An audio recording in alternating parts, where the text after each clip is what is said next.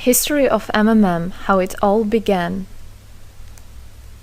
Starting up of MMM, in 1989, Moscow Executive Committee in Leninsky district registered MMM as a cooperative society. It is in Russia. A few words about the leader. The MMM Cooperative Society was founded by Sergei Mavrodi and was one of the leading computer equipment distributors in Russia. Sergei Mavrodi, having a degree in maths, worked as a programmer and took part in the development of the first operating systems. A few words about his decision to make his own company is the fact that having worked as a simple worker from 8 to 5, he understood that freedom is the most important for him, because that work of 8 to 5 is literally a slavery. At any point, at any time, the company can throw you out and you'll be left without nothing, although you could have worked in that company for years and years. So he realized it. This is why he decided to create his own child, and he knew whatever his efforts will be, it will come back to him in form of dividends and income. Free of charge travel campaign. In 1992, the brand became universally recognizable after Mavrodi offered several times to all the residents of Moscow a day of free of charge travel in metro, Moscow subway. Pretty smart. Birthday of MMM. On October 20, 1992, the joint stock company MMM was registered. In fact, it is a birthday of MMM in the traditional form in which people got used to consider it. The shares of MMM on sale. February 1st, 1994, the shares of MMM went on sale, and people immediately began to buy them. Moreover, the company willingly bought them back on a new, higher rate, which grew very fast at about 100% per month. The company's principle today is always more expensive than yesterday worked perfectly. Few words about that. Why did he do that? As you might know, in 1991, the Soviet Union fell. So if until at the time of the Soviet Union, everything that there was in the country, like properties, different companies or whatever that was bringing some goods, was national. So any person of the country was entitled to have a share of that production, of that company. Everybody was equal. But when the Soviet Union fell, what it meant is that all the companies, all the properties had to be privatized. So you can imagine there is a company, a huge company. People worked there for years and years. And at one moment, there comes a person and says, all that is mine.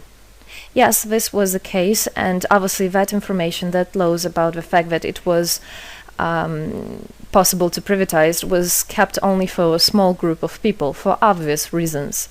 So a simple worker who worked in that company for years and years or all his life didn't know he can actually come and say by law that that is his.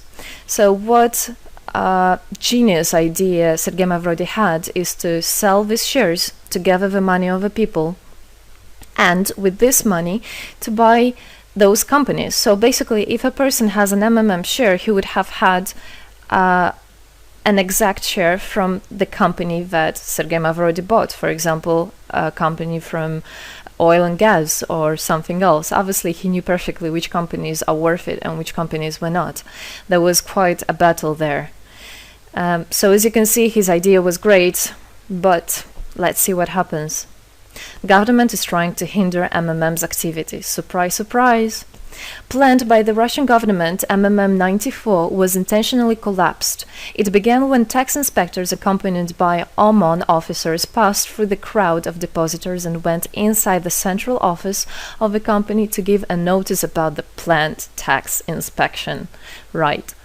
So obviously, the small group of people that I was talking about is the government people, is the people that have connections and so on. And they wanted, obviously, all that money, all those properties to be kept in their hands.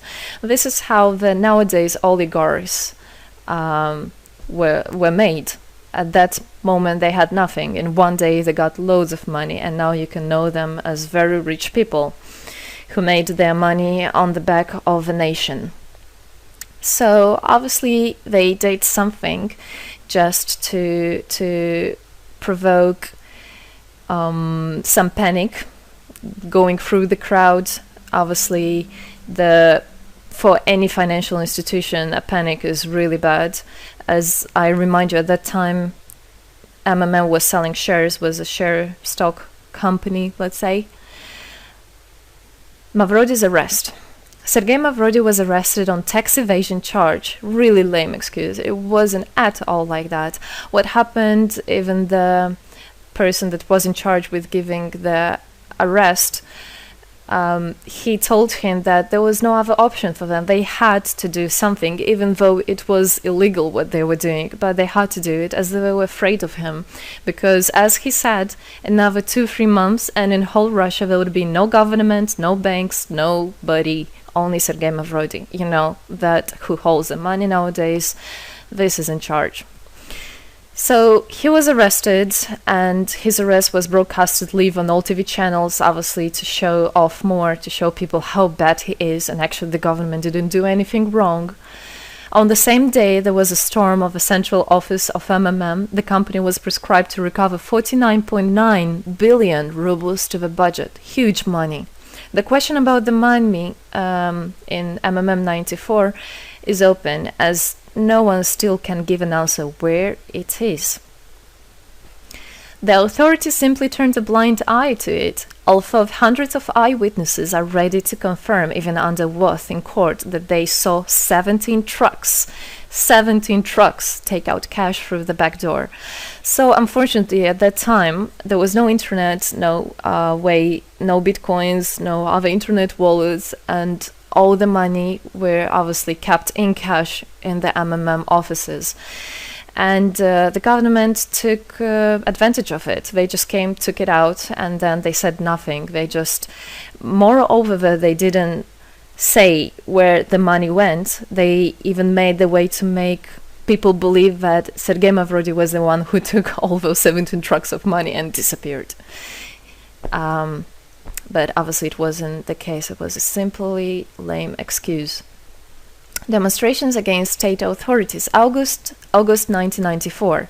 Thousands of MMM depositors affected by the artificial collapse of the pyramid protested and demanded to set Mavrody free. Actually, Mavrody could have used his powers and do huge, bigger protests, but he decided not to do that, as that would made as obvious a different protests of this type. It could be people injured or even killed, so he decided not to use people in this purpose. It was very noble from him to do that. MMM leader became a deputy. However, he found a way to get out of the prison. Being imprisoned, Sergei Mavrody had managed to register as a candidate for a deputy of the State Duma and was released from prison. He won the elections by a landslide and became the deputy of the State Duma of the first convocation. So, as a deputy in Russia, they have privileges. This is why, becoming a deputy, he was set free. The State Duma is against Mavrody. Surprise, surprise! The State Duma deputies deprived Sergei Mavrody of his deputy plenary powers due to his permanent absence at the Duma's meetings. That incident was the only one in New Russia's history. Sergei Mavrody wasn't interested at all in politics. It's not he hates politics, as he said it many times. So he became a deputy only for the reason to get out of a prison. That's it. He wasn't interested to go to at their meetings, as he himself considered as well the people there as being quite silly and not worthy to spend time with.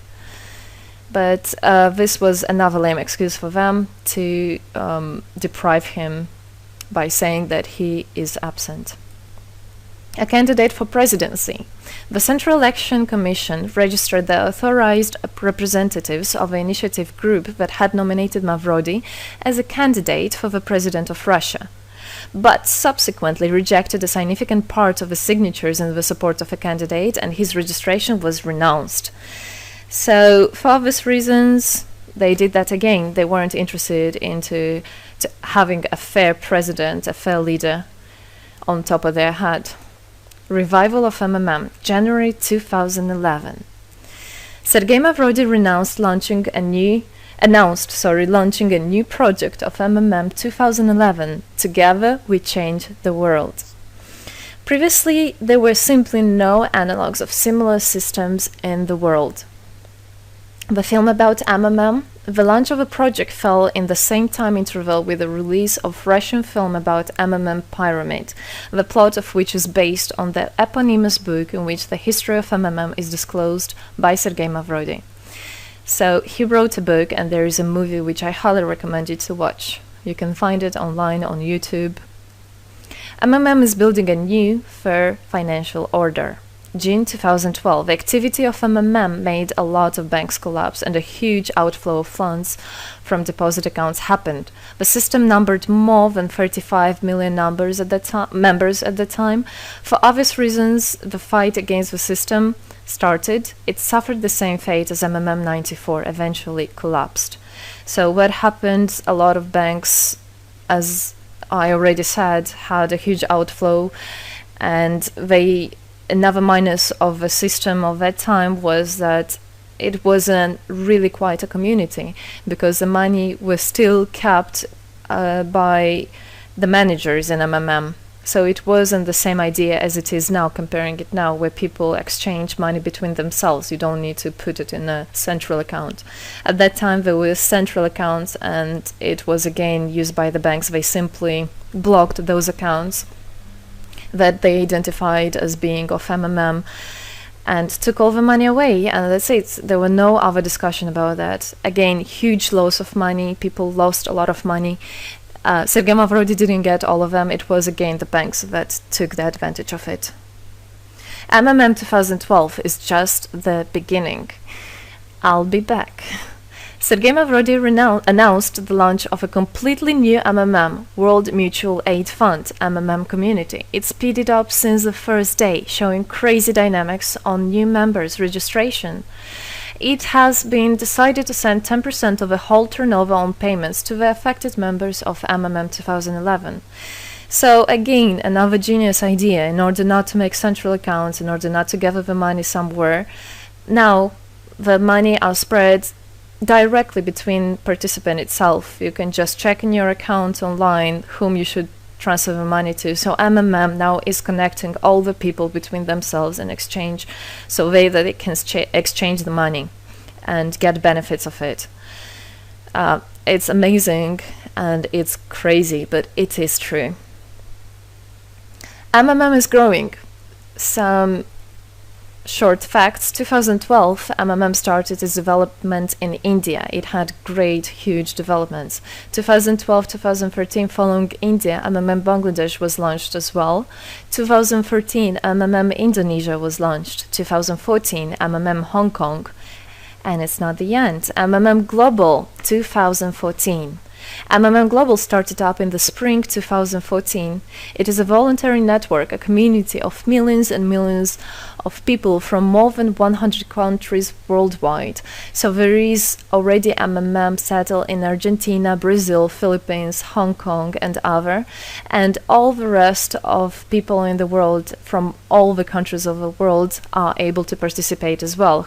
So they rebelled against the financial slavery and combined their money for this purpose. So how it is possible? MMM, the Republic of Bitcoin. Bitcoin is another genius idea to set the world free. For MMM Global participants' convenience, there were some 20 ideas on funds transfers implemented. From now on, all the countries where you can buy and sell Bitcoins can be registered in a branch of Free People of the Republic of Bitcoin.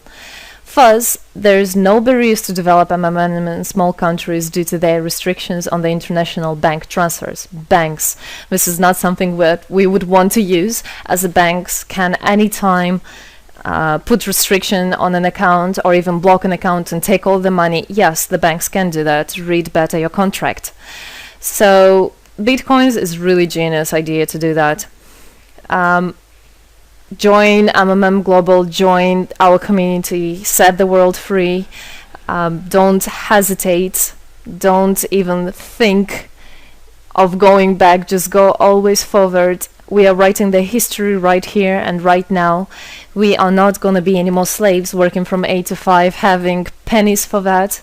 We want to hold our own money and to get the benefits of it. I don't want a bank to use my money for their own purposes. I want us people, free people, to use our money, to exchange the money when it is needed, and to help each other.